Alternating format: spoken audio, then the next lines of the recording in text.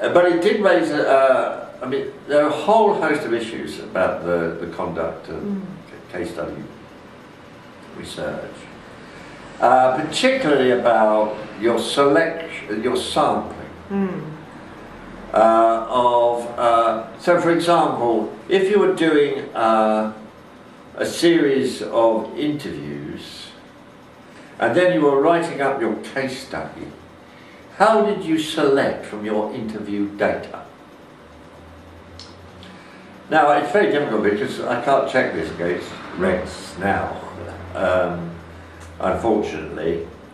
But I think I'm fair in saying that Rex went fairly strongly for you select the typical rather than the idiosyncratic view.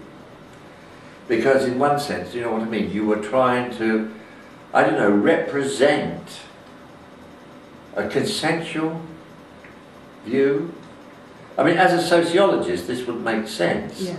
The idea that people's behaviour are structured by norms, and therefore you're trying to get at the structure. Yeah, you know, Rex was a structuralist, wrote a very good book, in fact, on structuralism. He's a sociologist. So he actually believed, you know, that you didn't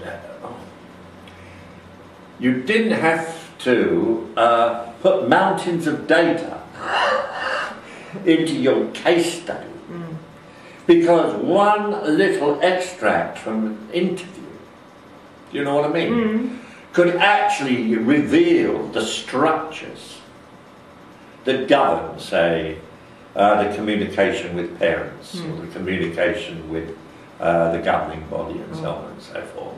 So, I mean, you know, you didn't have to crowd your case study with data. What you had to do is to select the typical, because the typical exemplified underlying norms and structures. So, I mean, that was interesting. In fact, I've used those arguments subsequently myself to justify the selection of very small samples. So if you could find the typical, I mean, so although I believe that you could generalise from cases, Rex believed that you could generalise from cases. But his perspective, his sociological perspective, the structuralist one, if you like, gave him a particular rationale for the generalisability of case studies.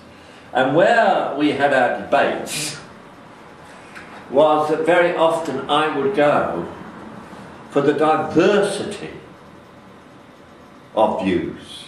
What you just said a minute ago, the idiosyncratic, the diversity. Well, yes, the diversity of views, because I was, if you like, trying to represent the issues between people. What, in a sense, where they were at conflict.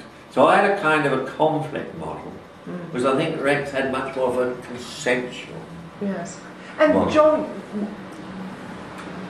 as part of your approach, was that injecting ideas of democracy in what you were trying to represent? Yes, I think what I was trying to do was I was trying to, if you like, in representing the divergent perspectives of the principal, the staff, the major stakeholding groups, the governing bodies, and so on and so forth. I was trying to provide resources for debate about the issues, for dialogue and debate. So I don't think didn't see myself as denying the possibility of consensus, but that any consensus achieved had to sort of